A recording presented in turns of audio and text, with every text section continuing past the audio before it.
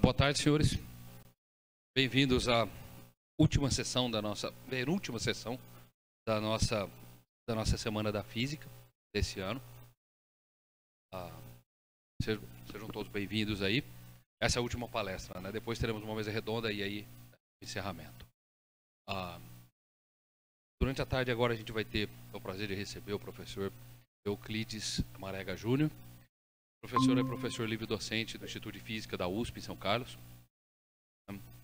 Ele fez a formação básica na USP e pós-doutorado na Universidade de Arkansas, nos Estados Unidos. E tem mais de 100 trabalhos publicados, com mais de 2.000 citações. Então, um pesquisador muito experiente na área de caracterização e crescimento de materiais de nanoestrutura em semicondutores. E hoje ele vai falar para a gente sobre o uso dessas novas tecnologias que estão surgindo na área dele, que é uma coisa, inclusive, que a gente estava discutindo ontem no almoço. Então é bem interessante essa palestra, que é o uso de inteligência artificial, aprendizagem de máquina e computação quântica na área de crescimento de cristais e desenvolvimento de novos materiais. Professor, um grande prazer tê-lo aqui conosco. Bom, professor, como eu estava dizendo aqui, é um grande prazer tê-lo aqui. E, enfim, a tela é toda sua, a audiência é toda sua, pela próxima hora aí. E aí a gente vai guardar só uns minutos para perguntas no final. Muito obrigado por ter aceito o convite. Bom, eu que agradeço a poder participar da Semana da Física de vocês aí em Goiás, né? Faz muito tempo que eu não vou para Goiás, eu já tive aí umas 2 vezes, mais de 10 anos atrás, certamente. E, bom, a ideia é apresentar para vocês um pouco, quer dizer, pegar um tema que está hoje bem em evidência, que é tecnologias quânticas. Inclusive, esse foi o tópico escolhido pela Academia da Suécia para laurear 3 pesquisadores que trabalharam com a parte de fundamentos da mecânica quântica, princípios básicos, né? Que no fundo hoje quer dizer, tecnologias quânticas, elas estão emergindo de uma forma que podem ser que num futuro bem próximo ou já ainda estão impactando muito na nossa vida e na nossa tecnologia também, na nossa forma de ser. Então, acho que eu vou dar uma ideia e como que a aplicação dessas tecnologias, ou seja, do que a teoria propõe, é possível, tá certo? Então, a minha ideia é mostrar como é que a descoberta de novos materiais e classes de materiais que são, na verdade, somando-se aos materiais que já existem, como materiais semicondutores, agregado também a nanotecnologia, ou seja, como você fabrica coisas tão pequenas e que você consiga fazer com que essas coisas pequenas sejam transformadas em dispositivos e esses dispositivos sejam de uso cotidiano, como o nosso celular, nosso smartphone, que sirva tanto para fazer comunicação como para fazer também processamento, né? Basicamente, a gente faz processamento 24 horas por dia, né? Nosso celular está recebendo, transmitindo informação, processando informação de uma forma com que, se você retroceder a 30 anos atrás, era uma coisa que não se imaginava que seria possível num espaço tão curto de tempo. E também daqui, talvez, os estudantes mais novos, daqui a 30 anos, o que eu estou falando aqui pode ser que já seja um passado bem longínquo, né? Da mesma forma com que há 30 anos atrás, quando eu tive contato pela primeira vez com a internet, né? Ainda usando comando de texto, teclado, era uma coisa assim fantástica, você poder mandar mensagens para pessoas que estavam no exterior instantaneamente e receber o retorno. Mas acho que hoje isso aí é uma coisa que faz parte do nosso cotidiano. Mas no final da década de 80, isso era uma coisa extremamente revolucionária, né? A gente poder se comunicar, transmitir informação. Ainda você de texto, imagem, nem se imaginava como que isso era possível, como que seria possível isso, né? As imagens daquela época eram transmitidas via satélite, né? Então, eu recebia a transmissão via satélite. Texto não existia, a gente tinha que mandar o que a gente conhece, talvez vocês nunca viram, que é fax. E a comunicação ponto a ponto era feita via telefone. Telefone fixo, né?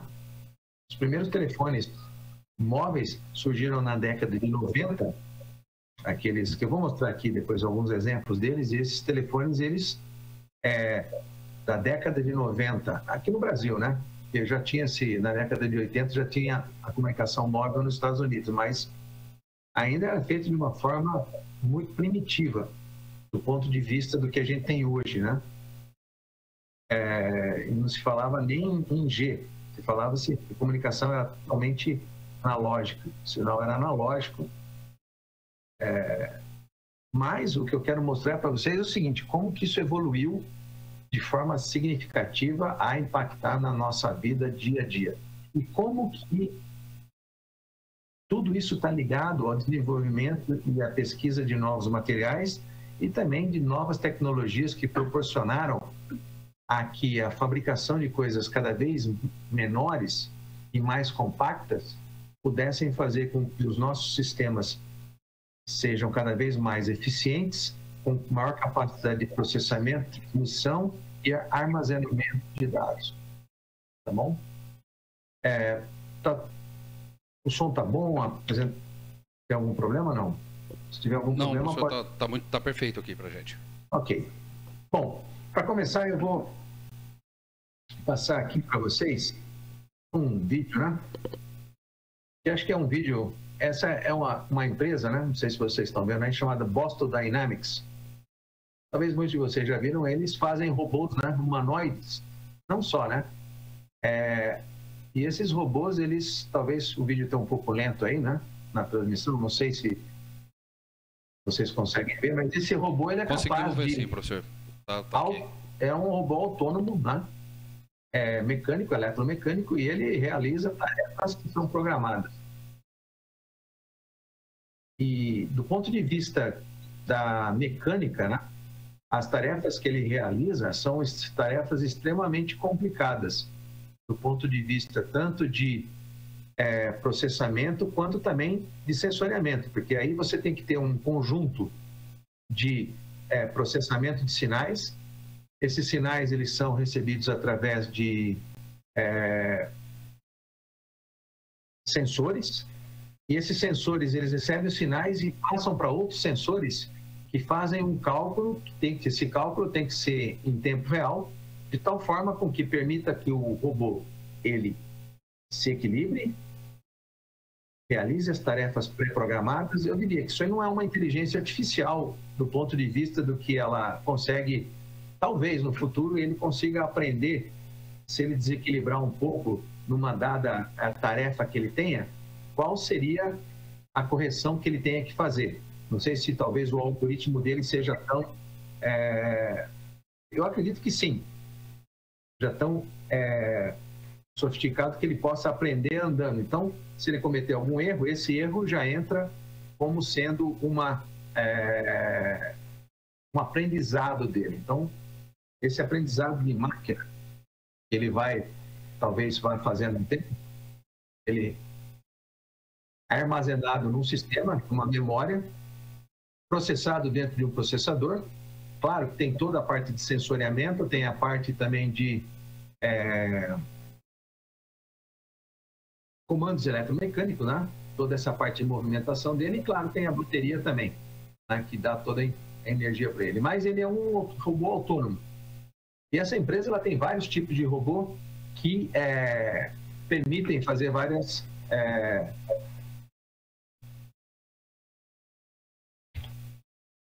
Esse outro vídeo aqui é bem interessante. Isso aqui já existe. Isso aqui já existe há algum tempo, né? É um vídeo... A Amazon, ela tem lojas espalhadas, não no Brasil, mas nos Estados Unidos, em que você pode entrar, pegar o que você quiser, sair, e automaticamente isso já está debitado numa conta sua. Ele já sabe quem que você é, já sabe o que você pegou. Isso é um exemplo claro de internet das coisas, ou seja, sensoriamento. Isso aí você pode ter na sua casa, né? A sua casa pode avisar você, o seu refrigerador, já está faltando leite. Então, compre leite, coisa desse tipo, vá na loja. Então, como tudo isso é possível de ser, entrar no nosso dia a dia? Como é que esses sensores, ou seja, reconhecimento facial, hoje reconhecimento facial é uma coisa extremamente simples, né? No seu celular tem, né? Reconhecimento biométrico também. Eu me lembro aqui que na década de 80, né, nós tínhamos aqui no grupo de ótica, eu faço parte aqui do Centro de Pesquisa em Ótica Fotônica, e na década de 80, no final da década de 80, nós recebemos aqui um leitor de código de barras com laser de hélio neon, um laser vermelho, né? E ele era um leitor de código de barra americano, era uma máquina, vamos dizer assim, maior do que quase o tamanho de uma lavadora de roupas pequena hoje, né? Ou seja, e aí foi feito, quer dizer, nós queríamos saber como que era dentro, porque tinha uma empresa que estava querendo montar no Brasil, ela queria saber como que era o laser.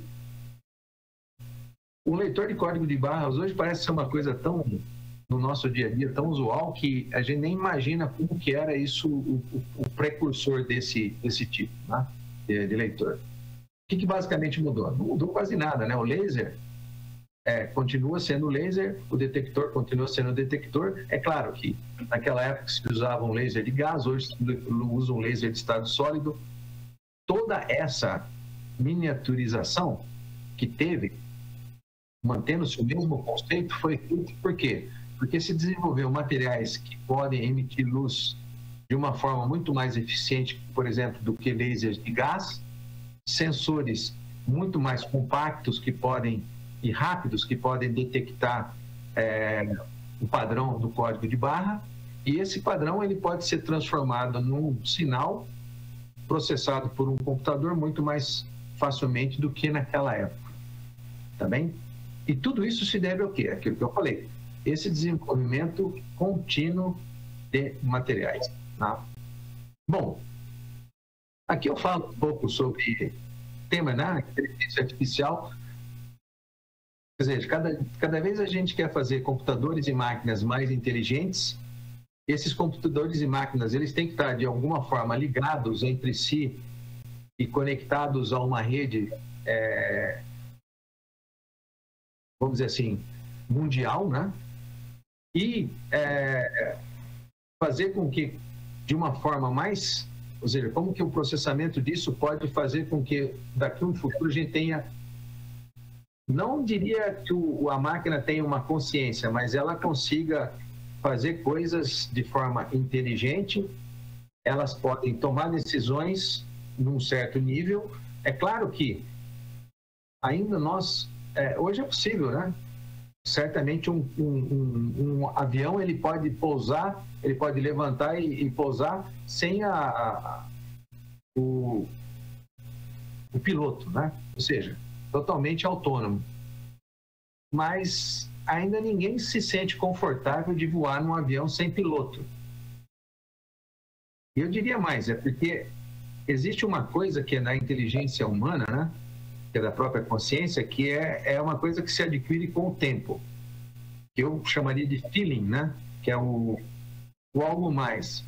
Que é um conhecimento que você agrega durante um certo tempo que lhe permite tomar decisões a partir de coisas que você adquiriu durante um bom tempo.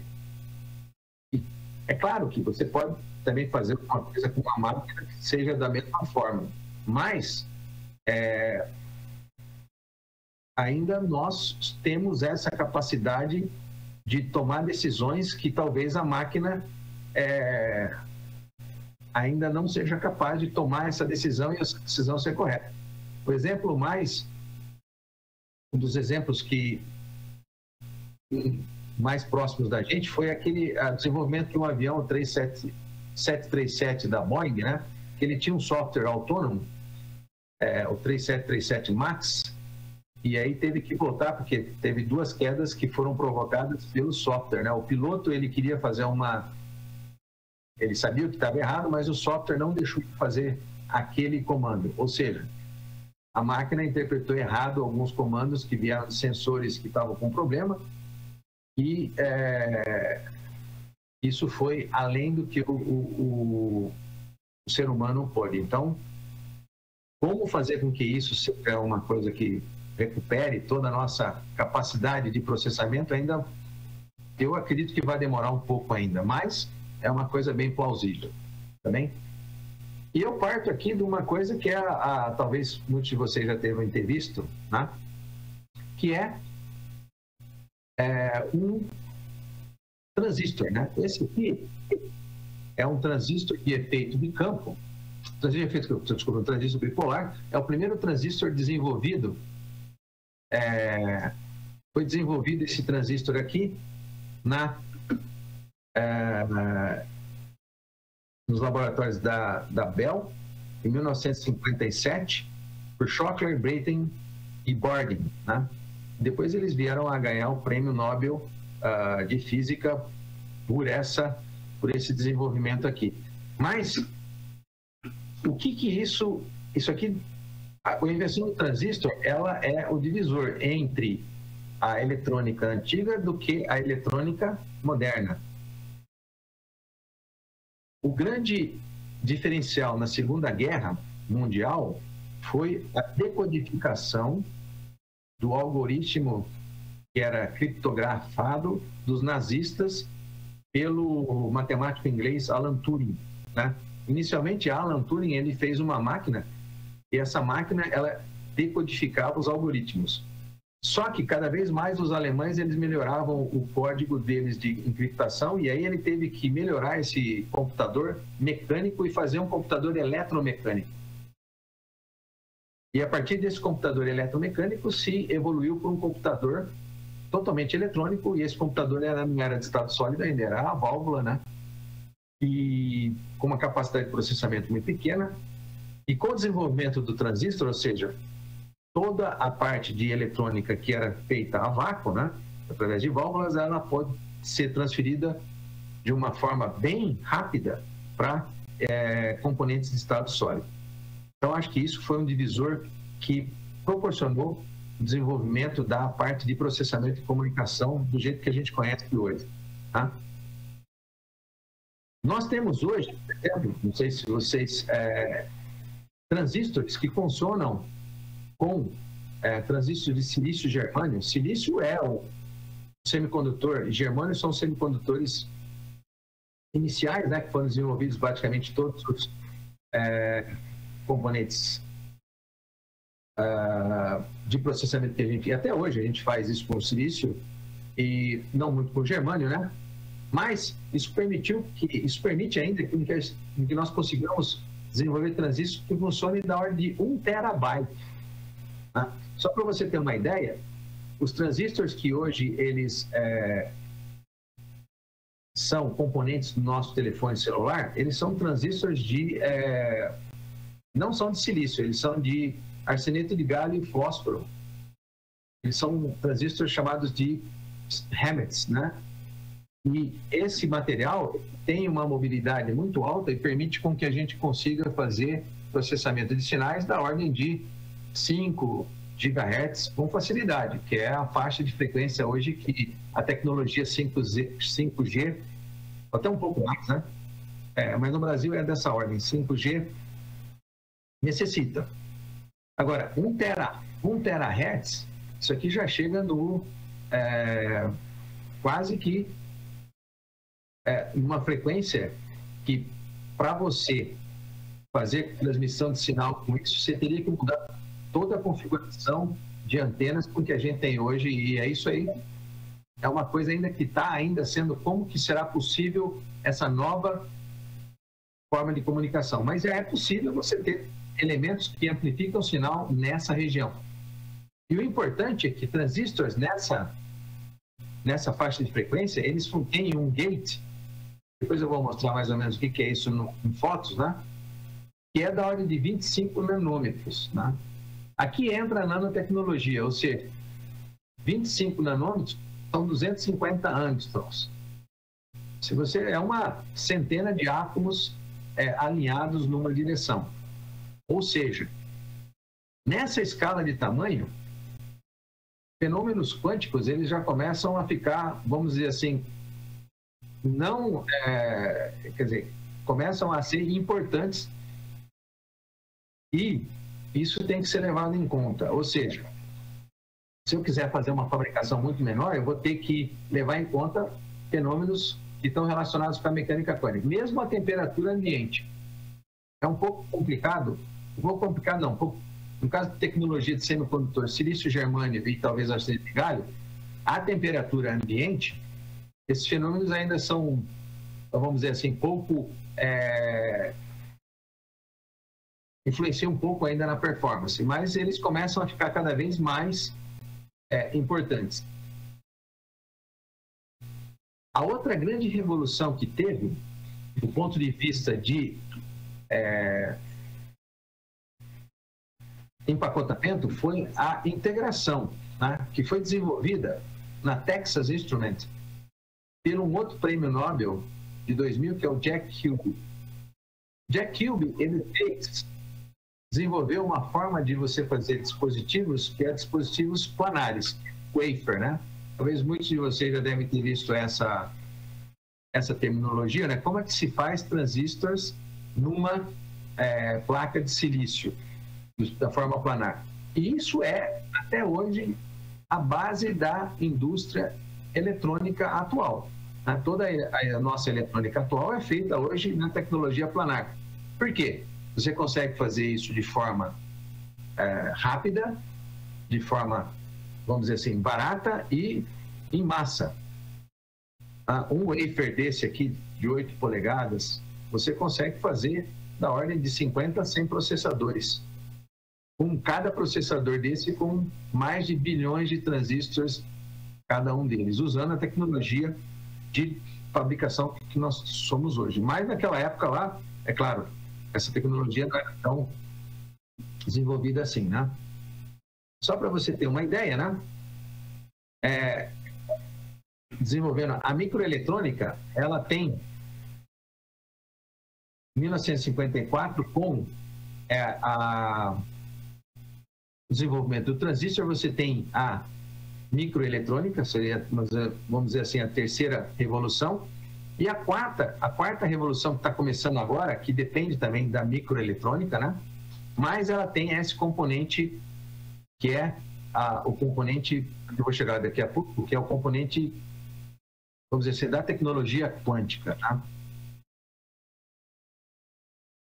Existe uma lei muito famosa, que é chamada Lei de Moore, né? Que ela previu, Moore foi um cientista que é um dos fundadores da Intel, que é a fábrica mais famosa de processadores que nós temos hoje, né? Ele previu que a cada processamento, ou seja, a quantidade de componentes, ela dobrava de uma forma logarítmica, né? Então, você vê os primeiros processadores que nós tínhamos, a gente tinha da ordem de 1.000 a 10.000 transistores, e hoje nós temos da ordem de bilhões de transistores em cada processador. Ou seja, você tem uma área fixa, e essa área fixa, cada vez ela está ficando mais pequena. Você não consegue diminuir a escala do transistor e colocar mais elementos dentro desse mesmo espaço de tamanho. Por quê? Porque não se tem espaço, você não consegue fazer mais conexões elétricas entre esses transistores. E também tem que os materiais que são desenvolvidos, além do silício é um semicondutor. Você precisa de metais para conduzir eletricidade, ou seja, fazer conexões elétricas. E outro material que você também precisa ter são os óxidos, né? O óxido de silício, SiO2, que é a base de toda a tecnologia de transistores, ainda hoje, mas até 10 anos atrás, não é mais possível usar, se você quiser, transistores com menos de 45 nanômetros de gate. Por quê? Porque a constante dielétrica desse material, ela não permite você fazer com que estabeleça campos elétricos que consigam fazer com que o transistor funcione. Esses novos transistores, eles têm um óxido chamado óxido de hafnium, HFO, cuja constante dielétrica ela é muito grande, de tal forma com que você consiga diminuir a escala, ou seja, aumentar, quer dizer, diminuir a escala, necessariamente você mantém a mesma tensão, você vai ter um campo elétrico maior, e a ruptura desse material aí também, a ruptura dielétrica vai ser muito maior do que no caso do silício. Então, os novos processadores Intel, eles já vêm com essa tecnologia do óxido de hafnium, né? Bom,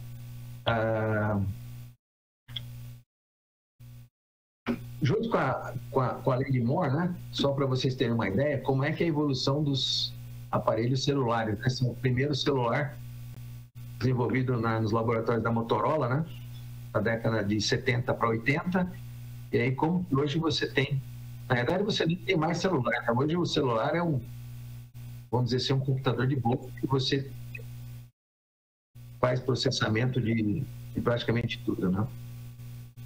E como que tudo isso é possível, né? Tudo isso é possível porque, vamos dizer, na tecnologia de silício, você foi fazendo o quê? Você foi desenvolvendo técnicas de nanofabricação, né? Em 2007, você tinha uma tecnologia que era tecnologia de 45 nanômetros. Essa tecnologia, ela foi diminuindo, ou seja, diminuindo em escala e aumentando em quantidade de processadores, de tal forma a chegar em 2017, você tem essa tecnologia, que é uma tecnologia que a indústria ela não usa, mas é possível, a gente está nessa tecnologia aqui ainda, os comerciais, de 14 a 10, os mais sofisticados, né? Eu diria que o que você compra hoje para um computador, o Intel de 10ª geração deve estar nessa tecnologia aqui de 10 anos atrás. Porque também o desenvolvimento da tecnologia, ele ou seja, você tem um gasto muito grande e aí você tem que ter a recuperação desse gasto de investimento em pesquisa e desenvolvimento e demora para amortizar todo esse desenvolvimento. Mas também a gente é possível fazer transistores, que são chamados FinFET, dessa ordem de tamanho aqui. E, bom, abaixo disso, a gente tem que usar uma outra classe de materiais. Não mais materiais semicondutores usuais, que são silício, germânio, arseneto de galho ou arseneto de nitreto de galho, mas são os chamados materiais para fazer fios, né? Você pode usar talvez fios de nanotubo, né? Carbono, que tem 1 nanômetro de diâmetro, e os materiais. Uma nova classe de materiais que surge hoje são os materiais bidimensionais. São os materiais 2D. E aí, nessa classe de materiais, você tem semicondutores, metais e isolantes. Quem que são os metais? Metais é o grafeno. Então, uma folha de grafeno é um metal, tem um comportamento basicamente de metal. Materiais chamados dicalcogenetos, eles têm uma característica semicondutora. E materiais, existem materiais que são à base de nitreto, né? Hexaboreto HBN, hexaboreto de nitrogênio, que eles são dielétricos. Porque para você fazer um transistor, você tem um metal, um semicondutor e um dielétrico. Se você tem materiais bidimensionais, ou seja, materiais cuja a espessura são da ordem de uma camada atômica, em princípio você consegue repetir o que a indústria faz com materiais em 3 dimensões, usando 2 dimensões. E o que isso vai proporcionar no futuro, né? Isso vai proporcionar no futuro, antes de mostrar isso aqui, vai proporcionar que eu possa fazer uma integração, além da planar, fazer uma integração em 3 dimensões. Eu faço plano, uma camada de dispositivos, aí ao invés de aumentar isso no plano, eu faço uma outra camada, então eu faço o desenvolvimento de materiais bidimensionais, ele proporciona eu ter um aumento do empacotamento sem ter um aumento da área, um aumento do volume. Mas como o volume disso é muito pequeno, ou seja, a espessura de materiais bidimensionais, eles são da ordem de uma camada atômica, ou seja, em princípio, eu tenho aí quase uma infinidade de espaço para fazer com que esse empilhamento... É claro, do ponto de vista hipotético, existem várias, como que você conecta camadas com camadas, como que você isola, tá certo? Como que você dissipa calor. Isso tudo faz parte do quê? Faz parte da tecnologia, para que isso seja viável e possa ter no seu smartphone ou no seu computador, no seu laptop, no seu tablet, isso ser possível, tá certo? Só vou mostrar um filme da IBM aqui, que mostra como é que é feito, né? Hoje a indústria faz... Opa!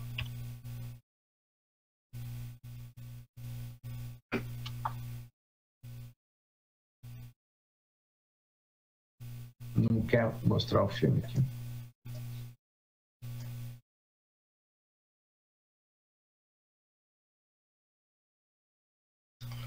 Deixa eu ver aqui.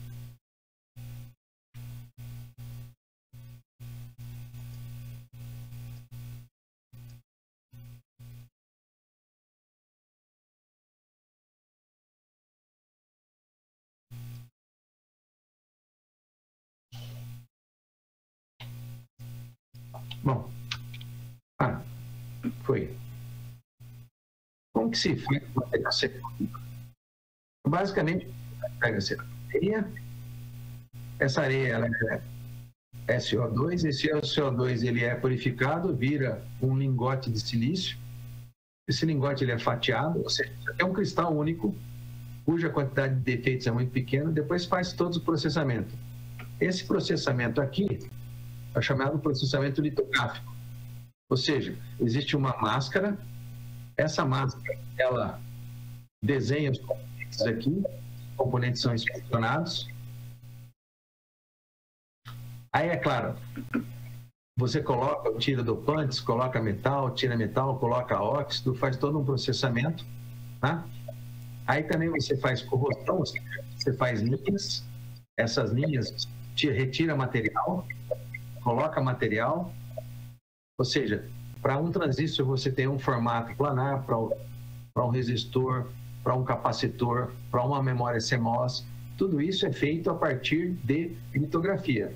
E essa litografia, na realidade, são várias camadas. Para você fazer um processador Intel, você tem da ordem de 40 a 70 processos de litográficos, deposição de máscara, deposição de dopantes, trilhas metálicas, certo? E depois tem também como que você conecta isso com o ambiente externo, que é por meio de conexões usando fios, né? Ou seja, depois que está tudo integrado, você conecta tudo isso aí por um emaranhado de linhas, né? E essas linhas elas têm que estar conectadas em algum lugar aos pinos, né? Se alguém já viu um processador, esse processador tem um monte de pinos, e esses pinos, eles têm que ser conectados. Quer dizer, num wafer você consegue fazer vários processadores, e aí cada processador desse aí, ó, cada pedacinho é um chip. E depois ele é encapsulado, né? Colocado no suporte para que você possa montar no seu. E assim vai.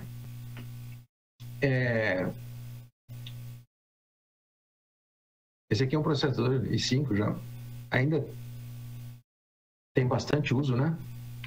Você tem... Existe a indústria...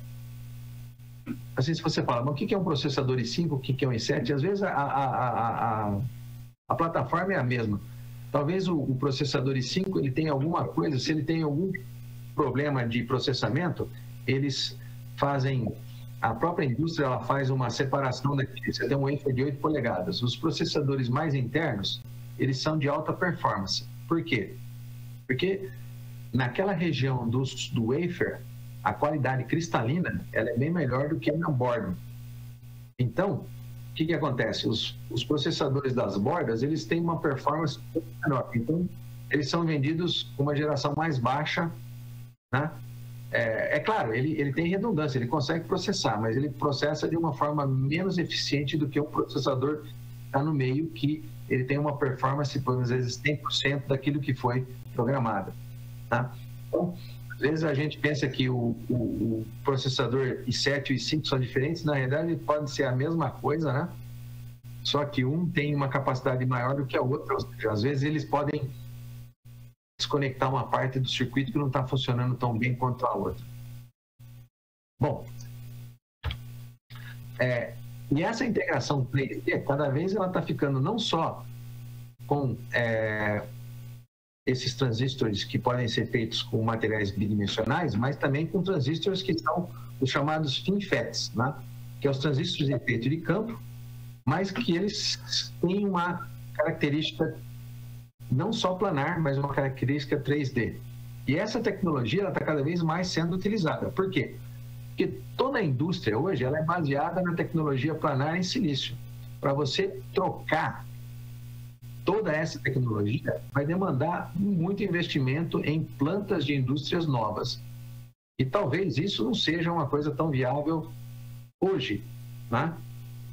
Para as indústrias. Então, o que elas fazem? Elas tentam... É claro, existe toda uma tecnologia para materiais 2D que está sendo desenvolvida num futuro próximo. Mas a indústria ela quer utilizar essa planta que já está estabelecida e tecnologias que possam ser agregadas. Então, você empilhar transistores de efeito de campo com essa tecnologia 3D é uma possibilidade real e não demanda muito tipo de investimento em plantas de produção, né? Porque toda essa parte de processamento já está pronta, né? E basicamente, né? E esses FinFETs de terceira geração, né? Essa é uma foto, né? E aí você vê que a distância, esse aqui de 10 nanômetros, né? Que é essa espessura aqui, né? Isso aqui é uma foto, não vou entrar muito em detalhe, mas só para você ter uma ideia de como que isso aqui é uma camada de óxido, isso aqui é uma camada de semicondutor, são duas, tá? Então isso aqui é uma microscopia de eletrônica, né? De como esses transistores de efeito de campo hoje são. Para que servem esses FinFETs? Servem para você fazer memória. Cada vez mais, se você quer que o seu celular tenha 128 GB, ou então mais do que isso, 156 GB de memória, você tem que colocar essas memórias de tal forma com que caibam lá dentro, né? Então, você tem que diminuir cada vez mais e empacotar isso. E esse empacotamento ele vem com a fabricação e técnicas de fabricação. Mas isso tudo tem limites, né? E a pergunta é que aonde que são esses limites? Até onde a gente consegue chegar com cada tecnologia que a gente tem, tá? Então, o passado, eu diria assim que a tecnologia é eletrônica, né? Que vai desde, vamos dizer assim, que desde o transistor inicial até os transistores que você compra hoje facilmente, que é da ordem de 1 micro. A eletrônica no passado. Aí, vamos dizer assim, eu diria que o passado aqui seria a eletrônica antiga. E essa aqui é a microeletrônica, né? A microeletrônica ela vai chegar aqui no limite, que é no limite de quase camadas atômicas. Não tem mais como você fazer FinFETs ou transistores menores do que isso, certo? Uma porque efeitos de tunelamento entre elétrons vão atrapalhar toda a parte de armazenamento de carga que você tem lá e você não vai conseguir fazer nenhum tipo de processamento. E tem outro também, um outro porém aqui que eu não toquei ainda, que é a capacidade de operação em tempo, tá? A eletrônica atual ela é feita com elétrons, ou seja, carga. As cargas, elas estão dentro do material e elas precisam o quê? Transmitir informação, fazer processamento. E essas cargas, você não consegue fazer com que elas, vamos dizer assim, chacoalhem muito mais rápido do que alguns gigahertz, né? Eu mostrei lá terahertz, mas ali é uma coisa bem, vamos dizer assim, bem fora do usual do que os materiais atuais, né? Mas você não consegue muito mais do que gigahertz. Bom, se eu não consigo fazer com elétrons, o que eu posso fazer para usar processamento? Eu posso fazer utilizando luz, né? Aí entra na parte da fotônica. A fotônica, ela é muito importante, tá? Nos dias de hoje, na parte de comunicação em massa. Quer dizer, basicamente, todo o tráfego de informações que nós temos hoje entre antenas de celular, estações em pontos, hubs, feito usando fibras óticas fotônicas, ou seja, você consegue modular a luz, só que a luz você consegue modular em frequências que vão acima de terahertz. Agora, qual que é o problema? O problema é que você, com fotônica, você não consegue fazer integração. Por quê? Porque barra num princípio fundamental do eletromagnetismo. Ou seja, ondas eletromagnéticas se propagam com uma frequência alta, mas com um comprimento de onda finito.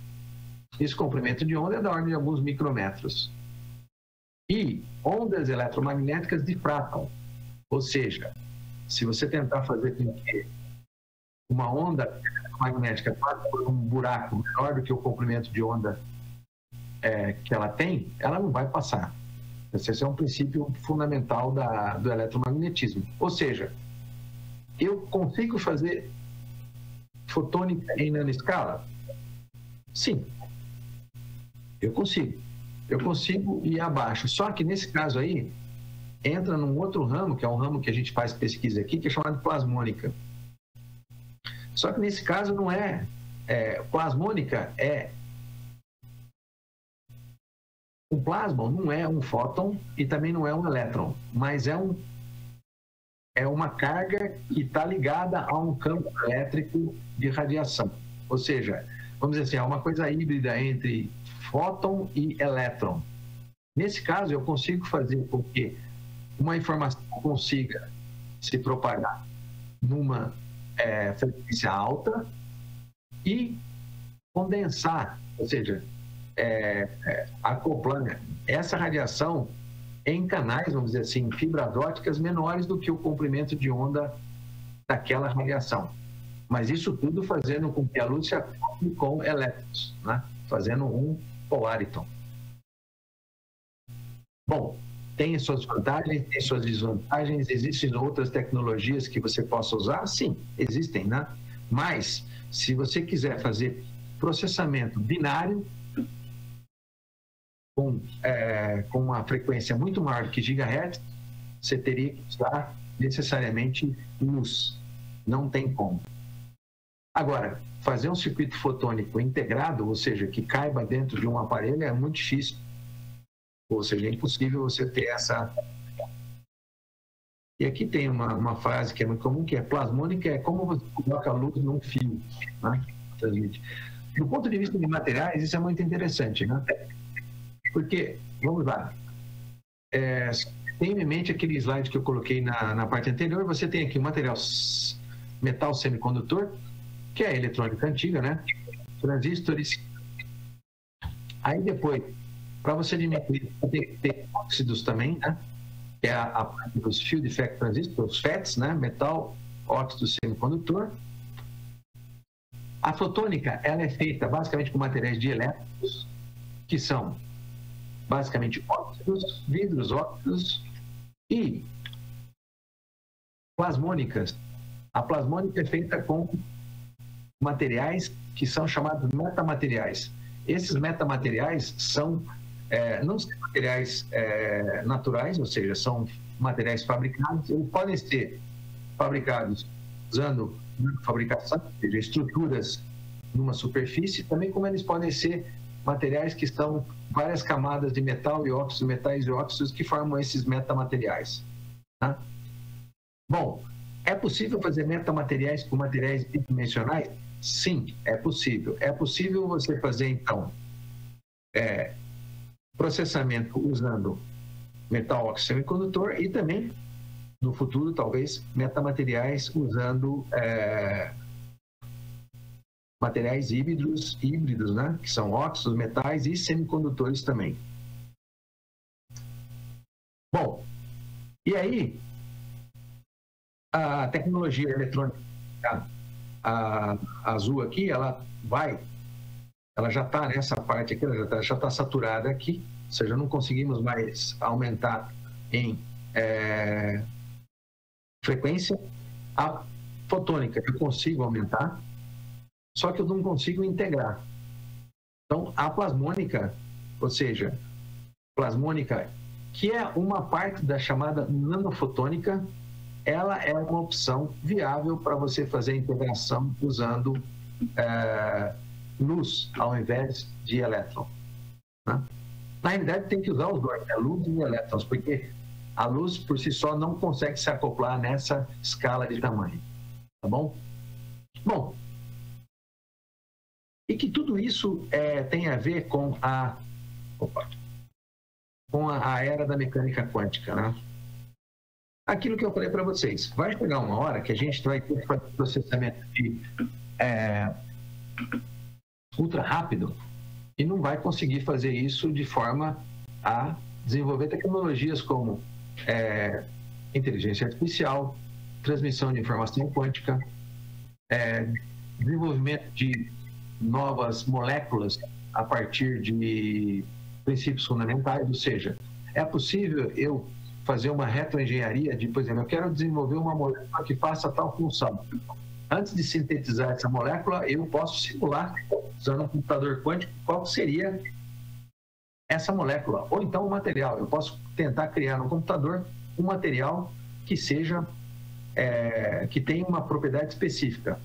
Só que do ponto de vista computacional, isso é uma coisa complicada, mas eu posso usar um computador quântico para simular, por exemplo, como criar uma molécula a partir das propriedades que eu quero dessa molécula, ou se é possível fazer isso aí, tá certo? Eu vou dar um break aqui, só falar um pouco que a professora Hermínia falou para mim falar um pouco também sobre o Prêmio Nobel de 2022. Não sei se vocês tiveram alguma palestra sobre o Prêmio Nobel, né? Que foi concedida a 3 pesquisadores que trabalharam com a base da mecânica quântica, né? Então, mecânica quântica, né? A função de onda contém toda a informação necessária para caracterizar um sistema. Essa é a base da mecânica quântica, da mecânica quântica, não, da interpretação da mecânica quântica dada por Bohr, né? Mas tem um problema, né? Einstein, ele achava que a mecânica quântica estava certa, mas achava que a mecânica quântica ainda tinha alguma coisa a ser descoberta. Ou seja, não era uma teoria completa. Tinha alguma coisa que ainda necessitava ser descoberta. Por quê? Porque, principalmente, tem algumas coisas da mecânica quântica que fogem, talvez, ao senso comum, né? E uma das coisas que você não consegue medir, determinar uma coisa, ou seja, uma quantidade.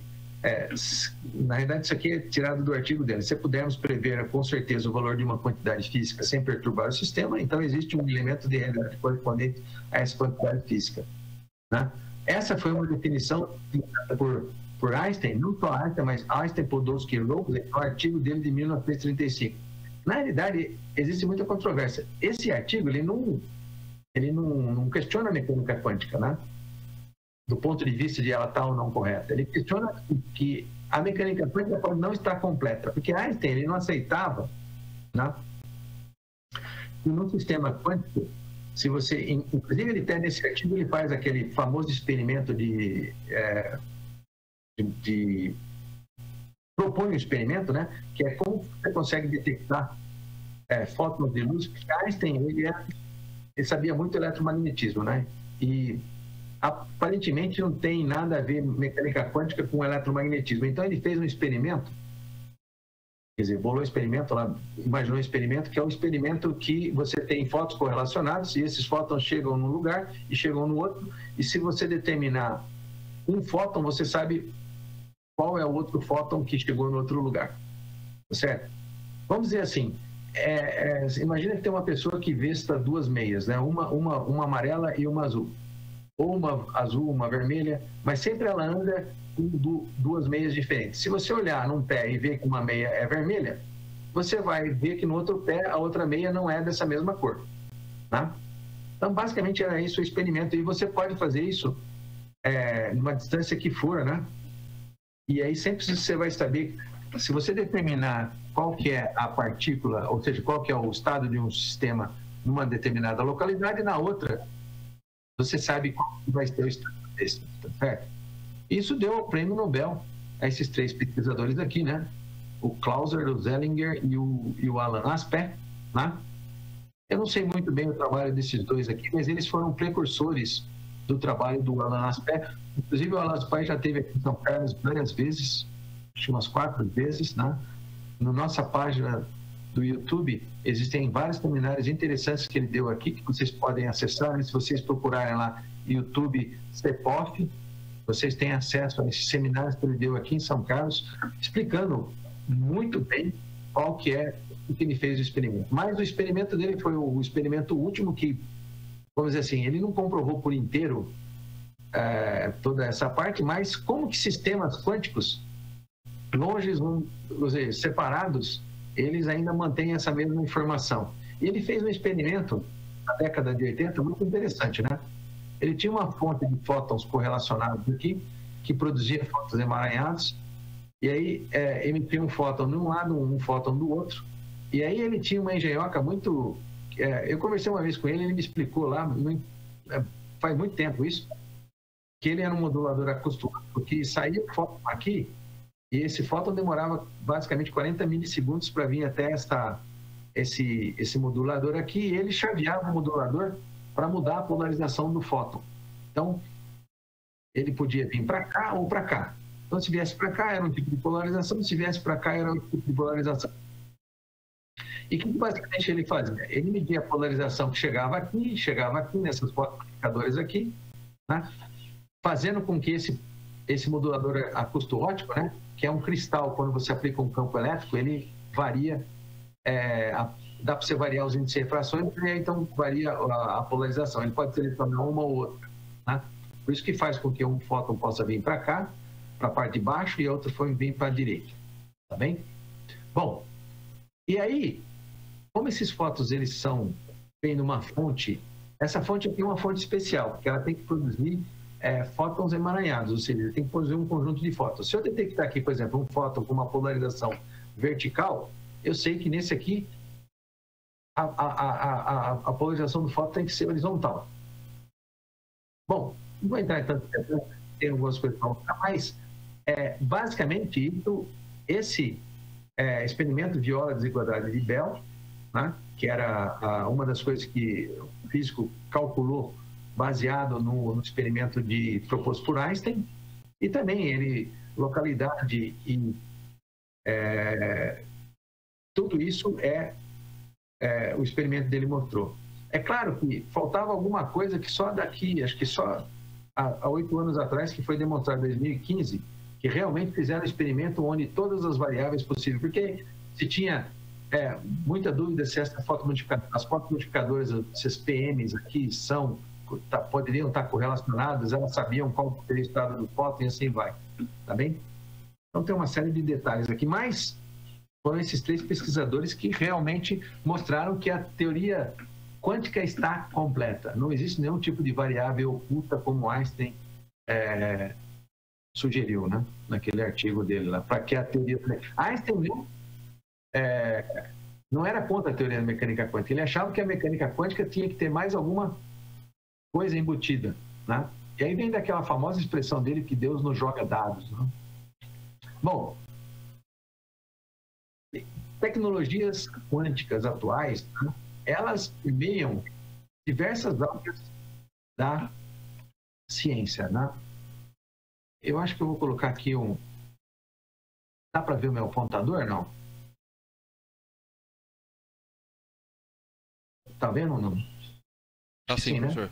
Dá sim. Ok. Então, tecnologias quânticas, ou seja, elas têm, basicamente, elas permeiam desde a parte chamada de simulação quântica, física, né? Materiais, a comunicação quântica, que é baseado em algoritmos de como que eu consigo transmitir informação, e essa informação tem uma chave que é baseada na parte de emaranhados de fótons, e como é que eu consigo fazer com que eu transmita uma informação que ninguém consegue descobrir, né? Somente quem tem essas chaves. Se eu tiver alguém no meio ali, essa pessoa vai pegar a informação, mas sem ela ter a chave, ela não consegue decodificar, né? Isso também vem na parte de computação quântica. Essa parte de aprendizagem de máquina quântica, ou seja, isso aqui está todo ligado a uma parte de como que eu posso desenvolver, por exemplo, a partir daquilo que eu falei, a partir de eu quero criar uma proteína que tenha uma dada função. Então, eu tenho a função e eu quero criar qual é a proteína sem sintetizar. Eu consigo fazer isso? Tá certo? Então, essa parte de algoritmos eu consigo, não preciso fazer a engenharia reversa, usando esses algoritmos. É possível fazer isso hoje com computadores que a gente tem? É possível, mas o custo computacional é muito grande. Você teria que ter computadores dedicados que operem por meses para você fazer isso. Isso aí também recai na química quântica, né? E o que a gente está interessado? A gente está interessado nesses materiais aqui. Ou seja, para que eu faça toda essa parte de algoritmos, computação, transmissão, eu tenho que ter esses materiais aqui, né? E aí remete aquele gráfico que eu mostrei para vocês. Quais seriam os materiais mais proeminentes para fazer tecnologias quânticas? Certo? Bom, só para vocês terem uma ideia, quanto o mundo investe, isso aqui está meio defasado, mas 2015, mas ainda deve ser dessa ordem, um pouco mais, né? Mas a proporção, ela é muito, tá mais ou menos talvez a China tenha dobrado a proporção, mas o mundo hoje investe bilhões, tá, de euros e dólares no desenvolvimento de tecnologias quânticas, tá certo? Aqui você vê, Estados Unidos é o país que mais investe nisso. Eu acho que a China já deve estar nessa ordem também, né? E o Brasil, infelizmente, ainda investe pouco. Se bem que nos últimos anos, ainda se você for ver, né, as agências de fomento, porque outras agências, elas têm já colocado editais em que você tem computação quântica, informação quântica, inteligência artificial, desenvolvimento de fármacos, isso aí tudo está ligado com tecnologias que emergem da mecânica quântica. Né? Uma aqui é interessante que a Suíça é um país muito pequeno, né? Mas que ele investe uma quantidade enorme de dinheiro nessa área aqui. A Suíça ela tem uma especificidade grande, que ela, na realidade, ela tem muita pesquisa e desenvolvimento lá e não produção, né? Mas ela tem desenvolve bastante, tanto na área de materiais como também na área de fármacos e química fina.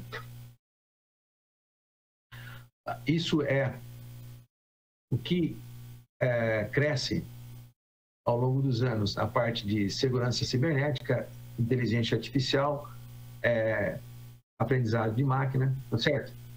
Isso tudo vai chegar num limite aonde se você não tiver forma de fazer computação com mais rapidez e transformar mais rapidez, você não vai conseguir fazer com que isso aí chegue num estágio que possa ser viável do ponto de vista prático, né? Patentes, né? Também você vê como que a partir de 2015, isso aí como que cresce, né? Aqui eu vou dar parece que, ou seja, esse termo, né? Tecnologias quânticas, parece que isso nem nunca teve, mas eu fico meio cético, porque desde que você inventou, por exemplo, materiais semicondutores, toda a parte de estrutura de banda de materiais semicondutores, tudo isso é baseado em mecânica quântica, né? Então a gente já vem desenvolvendo isso aí de forma contínua, desde o desenvolvimento de materiais de mecânica quântica, entendimento de como que as reações químicas acontecem, e coisas desse tipo. Então, eu acho estranho que esse paradigma mudou na última década, né? Então, talvez a ciência, ela gosta de criar um certo... colocar um certo chavão para que aquilo crie, talvez, uma motivação especial, né? Mas tudo que a gente faz, por exemplo, materiais semicondutores, eles vêm sendo desenvolvidos há anos e todos eles são baseados em tecnologia que é a fundamentação da mecânica quântica, né? Bom, só que o que seria um computador quântico, né? Computador quântico, né? Você tem aqueles CMOS que eu mostrei para vocês, os FinFETs, os FETs e toda a tecnologia moderna, ele faz o quê? Ele faz computação binária. Você tem estados carregado, descarregado, ou corrente, não corrente, e são os números binários clássicos, né? Na realidade, o computador quântico, o que ele faria? Ele teria um estado que não seria nem 0 nem 1, mas ele poderia ter um estado, seriam 2 estados e um estado superposto. E aí, se você tem um artigo do Peter Shor, foi o que deu todo esse início à computação quântica, se você puder, eu até esqueci de colocar ele aqui. Muito interessante, que mostra o que é realmente, o que é computação quântica, né? Do ponto de vista de como que você consegue processar a mesma informação, ou seja, informações usando 2 estados e um estado emaranhado, tá certo? Não sei como eu estou de tempo, já está... Tem 15 minutos para terminar, então mais umas de 5 a 10 minutos para deixar algum tempinho para pergunta. Ok. Bom, aqui algumas frases interessantes, né? Que Feynman disse: eu acho que pode-se dizer com segurança que ninguém entende mecânica quântica, né? Isso é uma frase que Feynman disse. Dizer que entende mecânica quântica talvez não entenda, né? Em 1982, Feynman propôs a ideia de criar máquinas baseadas nas leis da mecânica quântica, em vez das leis da física clássica, né? Em 1985, David Deutsch desenvolveu a máquina quântica, mostrando que os circuitos quânticos são universais. Esse aqui que eu falei para vocês, esse autor aqui, se você procurar ele, Peter Shor, né, inventou um algoritmo quântico para fatorar números muito grandes em tempo polinomial, em tempo real, né? Em 1997, Groove desenvolve um algoritmo que busca computação quântica com complexidade. Bom, tem várias formas de você fazer, quer dizer, qual é a plataforma que você pode usar para fazer mecânica quântica? Bom, você tem que ter um sistema quântico. Esse sistema quântico tem que ter 2 estados, e esses estados você tem que ser possível você fazer a combinação entre esses 2 estados. Um bit quântico, ele pode ser basicamente um átomo, né? Onde você consegue ter o estado fundamental, um estado excitado, e a partir desse estado fundamental, desse estado excitado, você pode criar um estado intermediário. No caso do átomo, qual que é o problema?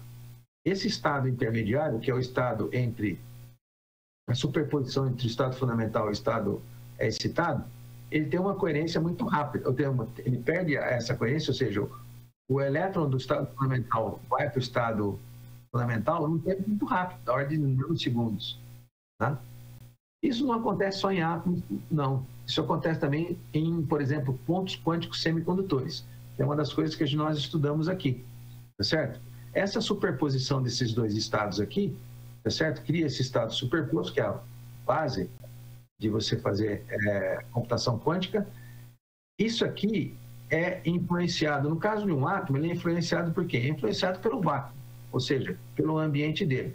Se você colocar ele numa cavidade, ou seja, onde você restringe esses modos do vácuo, você pode até fazer com que esse estado aqui tenha um tempo de coerência maior.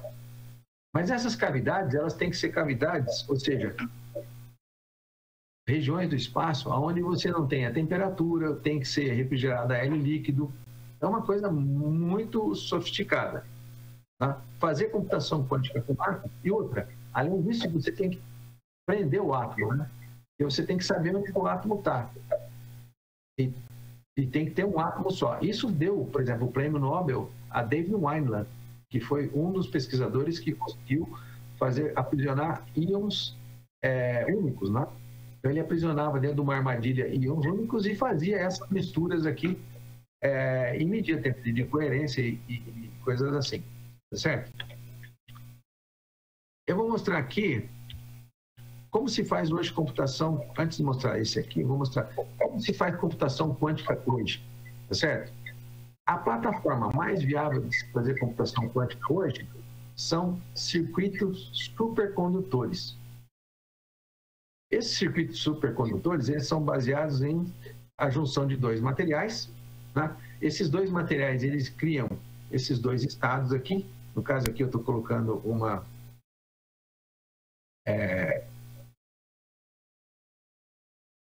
vamos dizer assim, um spin para cima e spin para baixo, podia ser outra coisa, esses dois estados aqui.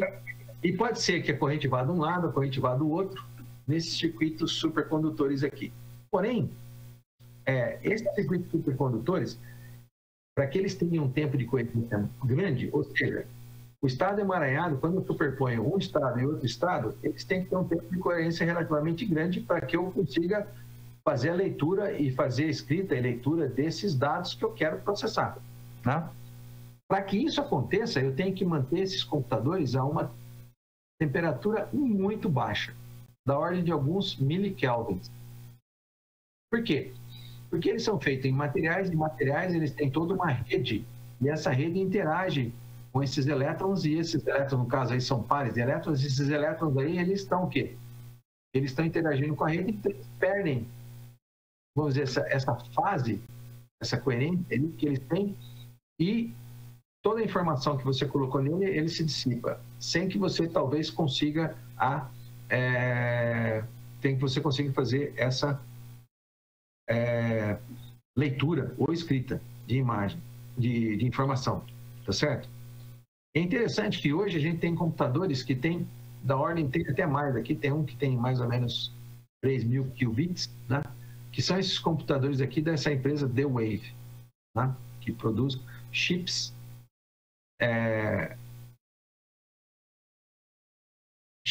supercondutores, chips quânticos, né?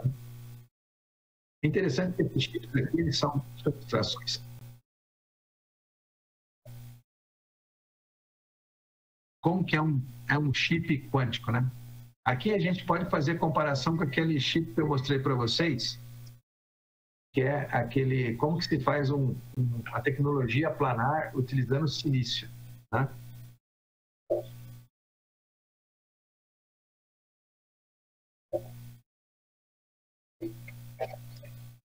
Então aqui está como se eu faço os dois circuitos, tá certo? Aqui é um qubit. Aí o que eu faço? Faço várias trilhas e coloco vários qubits aqui.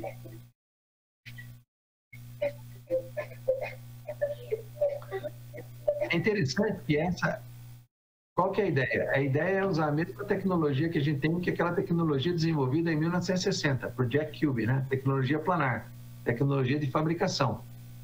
Ou seja, eu consigo fazer essas junções aqui, entre esses dois materiais supercondutores aqui, para criar esse loop de corrente aqui, esse perfil de potencial, usando a mesma tecnologia. Por que isso? Porque fabricação usando litografia, ela é bem estabelecida já. Eu não estou criando nada novo. Eu estou apenas utilizando aquilo que é utilizado na indústria para desenvolver uma nova tecnologia com outro tipo de material.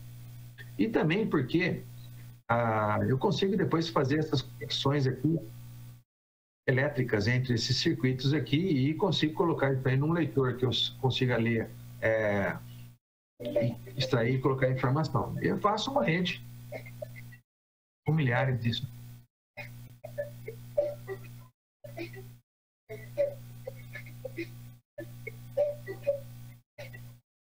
E essa ali... Opa, desculpe.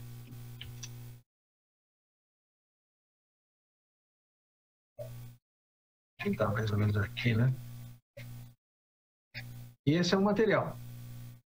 né? Tem um óxido aqui no meio e eu faço a junção Josephson usando aqui, por exemplo, nióbio, né? Que é um supercondutor, que é um metal bem estabelecido já para você. E outra, o nióbio também é fácil de você fazer fabricação.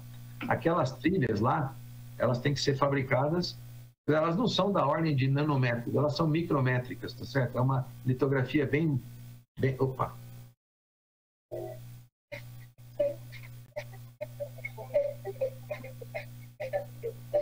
Aqui eu tenho uma barreira de potencial.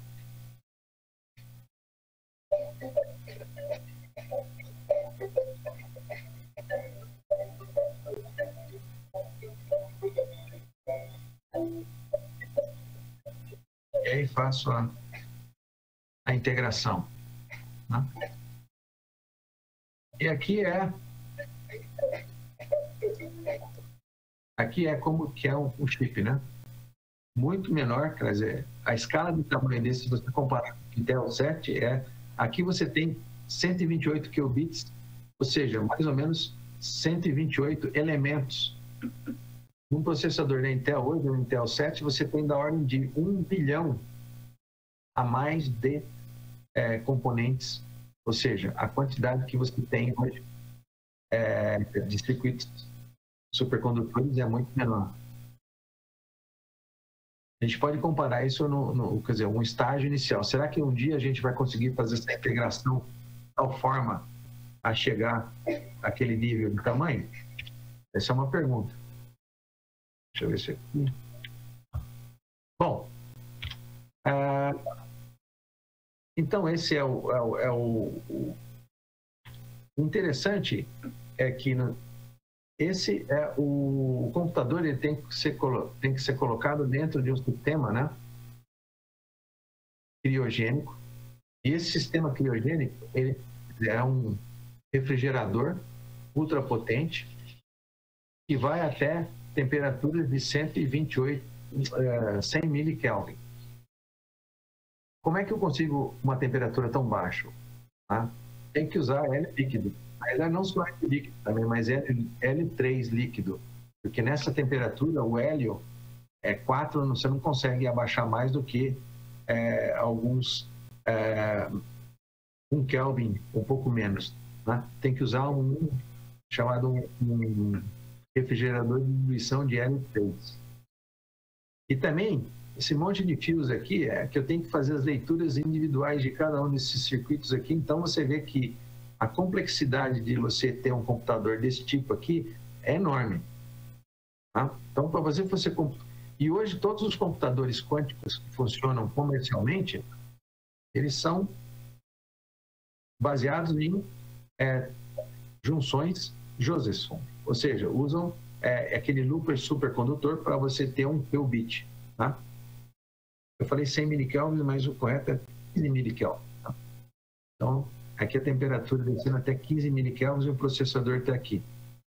Você imagina só qual que é o consumo de energia que você tem só para manter o processador a essa temperatura aqui, né? De 15 milikelvin. E volta, por que tem que ser 15 milikelvin? Tem que ser porque senão o tempo de coerência ele é tão grande, é tão pequeno, que você não consegue nem ler, nem colocar informação dentro do seu circuito. Né? Bom, qual é uma outra alternativa de você fazer computação quântica? Para você fazer computação quântica, você tem que ter um sistema quântico. Qual é a característica do sistema quântico? Possui estados que você consiga manipular. Então, tem que ter um estado, por exemplo, fundamental e um estado citado. Esse estado fundamental ele pode ser preparado no estado citado, uma combinação desses dois, e aí você consegue fazer o estado emaranhado. Bom, quais são esses sistemas? Esse supercondutor é um sistema possível. Um átomo é um sistema possível. Agora, como eu disse para vocês, o átomo, para você isolar um átomo só, primeiro, você tem que colocar ele numa armadilha ultra alto vácuo, um vácuo da ordem de 10 a menos 11 torr, que é um ambiente ultra sofisticado, você não consegue fazer um vácuo desse tipo sem ter um ambiente ultra limpo. Agora, uma possibilidade é você usar chamados pontos quânticos. ou átomos artificiais. No caso nosso, a gente usa pontos de arseneto de índio. E como que esses pontos eles são fabricados? Eles são fabricados usando uma técnica chamada uma técnica de epitaxia por feixe molecular, MBE. Uma camada de arseneto de índio, que é INS, é depositada sobre um substrato de GAS. Como o arseneto de índio, que é um composto semicondutor, ele tem uma constante de rede maior que a do arseneto de galho, o que acontece? Quando eu depositar um sobre o outro, vai criar uma tensão grande entre essas camadas. E o que acontece? Acontece que a partir de uma espessura crítica, eu tenho a formação dessas ilhas aqui, que é do lado direito aqui. Essas ilhas são pequenos cristais. Esses cristais aqui são perfeitamente, ou seja, cristais perfeitos, e que eles têm uma propriedade, ou seja, eles são pequenos, da ordem de 20 nanômetros, a base dele, e a altura da ordem de 10 nanômetros. Eu consigo fazer com uma densidade relativamente grande, 10 a 10 por centímetro quadrado. Né? Aqui está uma foto de microscopia de força atômica desses cristais, desses pontos quânticos sobre a superfície de GAS. E esses átomos artificiais, esses pontos quânticos, eles têm a mesma característica que átomos. Assim, mesma em princípio. Qual que é a diferença? Bom, o potencial de confinamento de átomo, ele basicamente é devido ao que? Ao núcleo, né? A quantidade de carga que você tem no núcleo que faz o potencial eletrostático. No ponto quântico, que é aqui do lado direito, como é que você cria o potencial de confinamento em 3 dimensões? Esse potencial de confinamento ele é criado utilizando diferentes materiais. Então, o INAS, que tem uma energia de band gap menor do que o do GAS, então, quando eu coloco ele no meio, eu formo uma barreira de potencial. E nessa barreira de potencial, devido a essa escala de tamanho, eu consigo confinar e produzir estados quânticos únicos. Tá? Bom, nem tudo é perfeito. Por exemplo, num átomo, essa distância entre esses níveis aqui é da ordem de alguns elétron-volts. No caso de pontos quânticos, essa distância aqui é da ordem de alguns milielétron-volts. O que isso significa? Significa que a energia térmica, que é também da ordem de alguns elétron-volts, né, milielétron-volts, ela pode influenciar aqui. Mas, diferentemente do que o supercondutor, eu não preciso baixar muita temperatura. Se eu for a uma temperatura da ordem de nitrogênio líquido, eu já consigo ter aqui um tempo de coerência. Se eu fizer um estado emaranhado desses dois estados aqui, eu tenho um tempo equivalente ao tempo do supercondutor.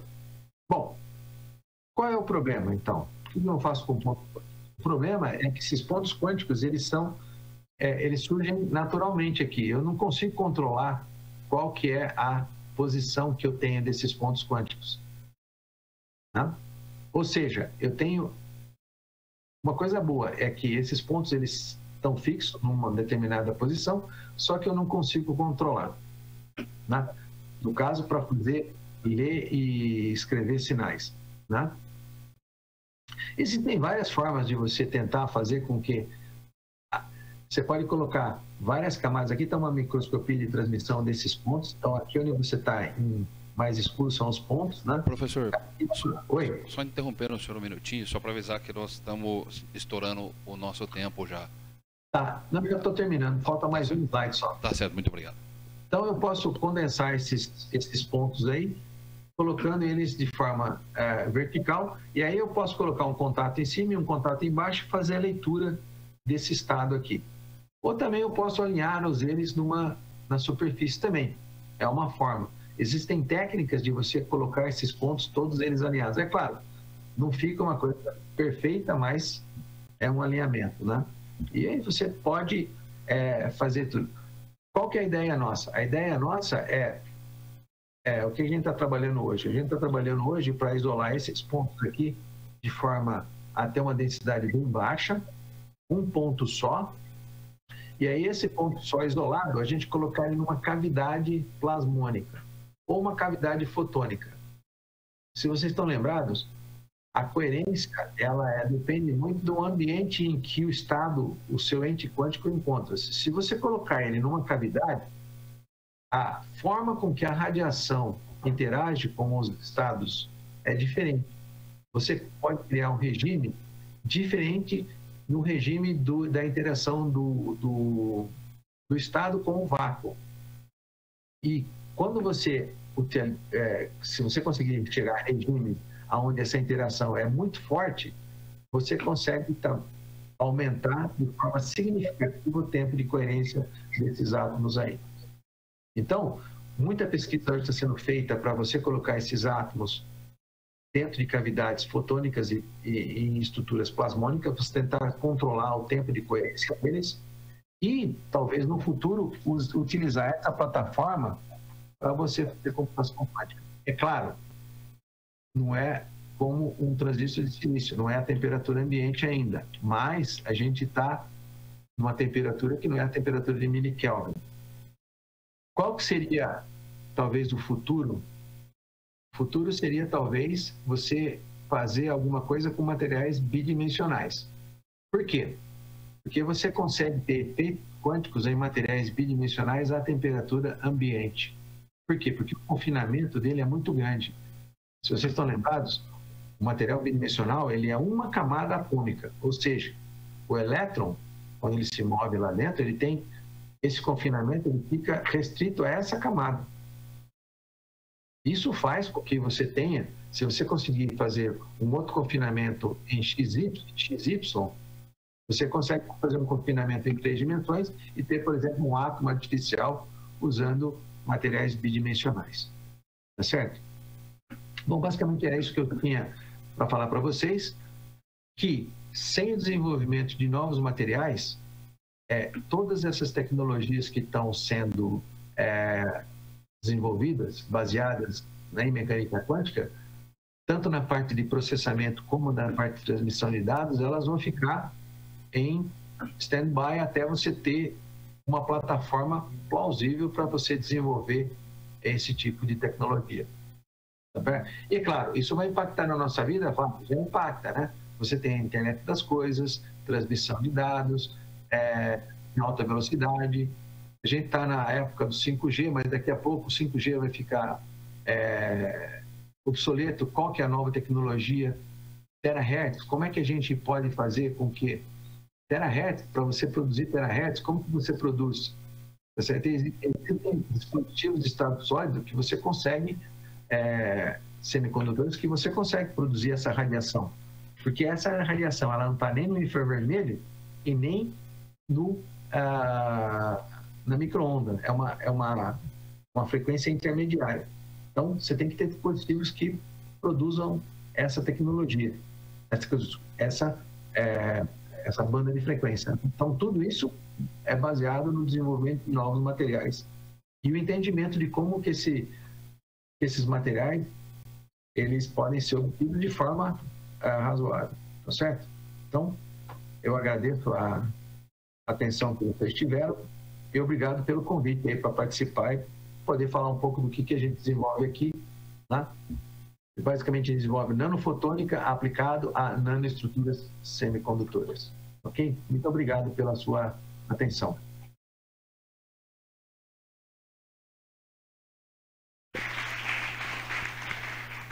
Senhor, muito obrigado pela excelente palestra. Nós temos um tempinho para algumas perguntas antes do nosso coffee break. Então, perguntas em especial por parte dos alunos.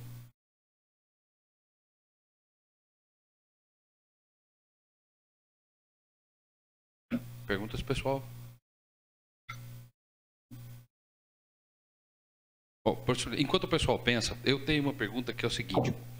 A computação quântica está evoluindo muito rápido e a gente consegue processar a informação de uma maneira muito rápida. Só que tem um problema que a gente ainda não resolveu, que é talvez um dos maiores problemas que a gente tenha hoje. Um dos maiores problemas que a gente tenha hoje, que é você pegar o dado, a informação clássica. Pode abaixar um pouquinho o volume do microfone, por favor?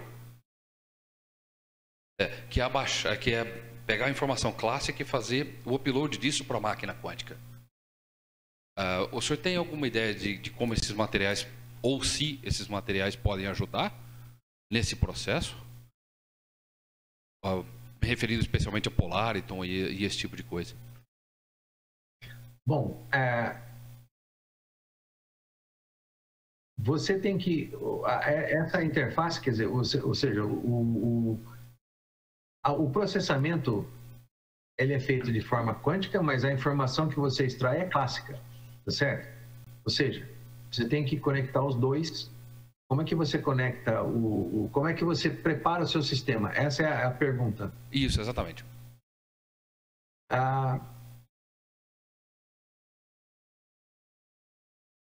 No ponto de vista, eu não sei como que eles preparam um computador baseado em junção Josephson, eu não sei como que eles preparam, tá certo? Por exemplo, você tem lá toda a parte de processamento, que é o processador. Agora, como é que você transmite, como é que você prepara o estado?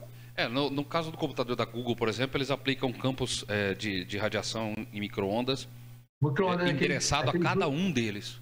Em cada um deles, né? Aí tira esses caras do equilíbrio termodinâmico e coloca ele no estado ou fundamental ou excitado, dependendo do que eles querem.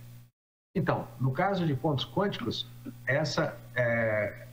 dá para você consegue produzir, se você jogar luz ressonante com eles, tá certo? Você consegue produzir um estado coerente ali, tá certo? Então, no caso de materiais fotônicos, essa interface é feita com luz. E aí você mede, quer dizer, ou você mede a polarização da luz que sai, ou você coloca uma polarização, por exemplo, ponto quântico, né? Se você quiser criar um estado, você pode colocar ele dentro do campo magnético, colocar uma polarização circular, e aí você vai só excitar um tipo, você vai criar um estado dentro dele, certo? Se você colocar um outro tipo de polarização, você consegue criar um outro tipo, né? E aí, dependendo do que aí você analisa o que ele te devolve. Seria uma polarização direita ou esquerda ou linear. Deu para entender? Sim. Então, é mais ou menos o mesmo esquema. A interface com o mundo externo é com fóton. É mais ou menos o mesmo esquema. Mas então, se você for ver no caso do que você falou no computador da IBM, esses computadores que funcionam com supercondutores, você também, de alguma forma, você tem radiação lá, né? Que você está jogando micro-ondas. Exato, né? você joga micro-ondas lá dentro. Isso. Então, para você preparar um estado com um ponto quântico, você prepara ele ressonante, você sabe qual é a ressonância dele, e você joga o fóton e aí prepara. Se você quiser colocar ele num estado no caso aí você coloca o campo magnético também, né? Que aí você consegue fazer com que ele tenha uma polarização e aí ele pode te fornecer outra polarização também. Pode colocar ele numa polarização circular à direita e coletar a circular à esquerda. Tá certo. Tá certo? Então, a parte da fotônica em computação, ela é toda... E aí, o que você faz para detectar fóton? Aí você usa o detector clássico, normal, né? O detetor normal. Quer dizer, é a mesma ideia do experimento de Aspect, né? Uhum. Porque os detectores dele são clássicos, né? Eu sempre penso em detector de fóton como sendo clássico. É um negócio que está em cima da mesa. Na realidade, qual que é o problema? O problema é que o Einstein também pensava que o detector dele sempre era clássico, né? Esse era um grande problema, mesmo no experimento do Aspect, né? Porque eles achavam que o detector também podia estar influenciando no experimento, né? Isso. Então, esse último experimento que foi feito em 2015, que tirou essa dúvida, eu não li o trabalho, eu não sei como é que eles tiraram aquela dúvida, se o detector ou não estava... É meio estranho, né? Como que o detector vai saber qual é o estado de polarização da luz ou não, né? Não. Sim. Mas era uma hipótese que a gente, como cientista, tem que testar, né? O que eles fizeram foi usar a troca de emaranhamento para eliminar esse problema. Eles criaram um emaranhamento distante. E aí não tinha problema. E aí eles resolveram esse problema. dessa maneira, usando vacância de nitrogênio. Nesse paper de 2015, isso, né? Exatamente. Eles usaram troca de maneamento. Pessoal, perguntas? Olá, boa tarde. Olá. Você, ao longo da apresentação, citou, em contraposição à eletrônica moderna, a plasmônica que poderia ser utilizada para aperfeiçoar a eletrônica que atualmente está saturando. Você poderia dizer exatamente quais são os empecilhos tecnológicos que não permitem o desenvolvimento da plasmônica nos dias atuais? Sim. Bom, a ideia é você, assim, como que você consegue integrar luz em nanoescala? Esse que é o principal. Ou seja, se você quiser fazer processamento com luz, usando tecnologias de fabricação para miniaturização, de alguma forma você tem que fazer com que a luz entre dentro de um circuito muito pequeno, certo? Na realidade não a luz, mas o campo eletromagnético, na forma, por exemplo, de um polárito, tá?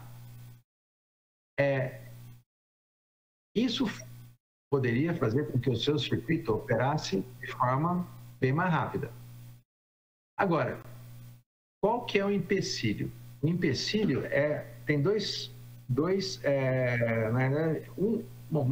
certamente, para você fazer com que a luz se acople nessa escala de tamanho, você tem que fazer com que a luz se acople ao elétron, ou seja, cria um polárito, ou seja, é um luz-elétron, entendeu? Nesse caso, você vai ter o mesmo problema do que você ter um elétron só, porque o elétron ele vai oscilar no mesmo campo de frequência da luz e ele vai dissipar energia. Então você vai ter perdas também. Se você fizer só um circuito fotônico, você não tem perda, porque o que acontece? A luz ela é confinada num dielétrico, e aí as perdas que a luz tem no dielétrico são muito, muito menores do que quando você acopla a luz com metal. Né? Parece ser uma coisa estranha, mas a luz ela interage com o metal da mesma forma com que ela interage no dielétrico, tá certo? Mas quando ela interage com o metal, como o elétron está livre lá, o que acontece? Ele também tem perda. Então, se você quiser, não, vamos fazer com que o elétron, vamos miniaturizar o circuito, aí você vai cair também ou seja, o seu circuito vai esquentar também, vamos dizer assim. Não tem como não esquentar. Esse seria um grande empecilho.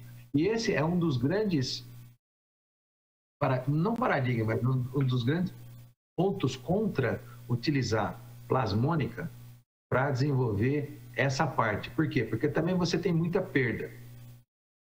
Só que se você fazer uma coisa pura, fotônica, você não vai conseguir chegar nessa escala de tamanho. Tá? Agora, como é que você pode diminuir as perdas em plasmônica? Existem plasmônica, um material 2D também, tá certo? Por quê? Porque o elétron dentro de uma folha de grafeno, tá certo? Ele tem muito menos perda do que um elétron dentro de um material metálico como sendo ouro, por exemplo, tá? É possível fazer plasmônica com grafeno? É possível. O grafeno é um metal. E aí, se você conjugar esse metal com um dielétrico, porque para você ter um plasma, você tem que ter um metal e você tem que ter um dielétrico. Porque o plasma ele vai surgir a interface metal-dielétrico, tá certo? Não há como não fazer isso. Então, há muita coisa sendo feita hoje com plasmônica. Inclusive, nós estamos fazendo alguma coisa com plasmônica com materiais bidimensionais.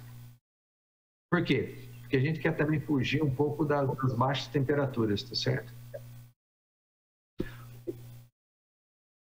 Tá certo, obrigado, professor. Mais uma última pergunta rapidamente? Não? Não? Ou então, vamos agradecer de novo a palestra do professor. Obrigado. Professor Euclides, muito obrigado por ter aceito, muito obrigado pela excelente palestra. Tenha uma ótima tarde e um ótimo final de semana. Obrigado a todos aí, um bom final de tarde a todos aí e até uma outra oportunidade. Obrigado.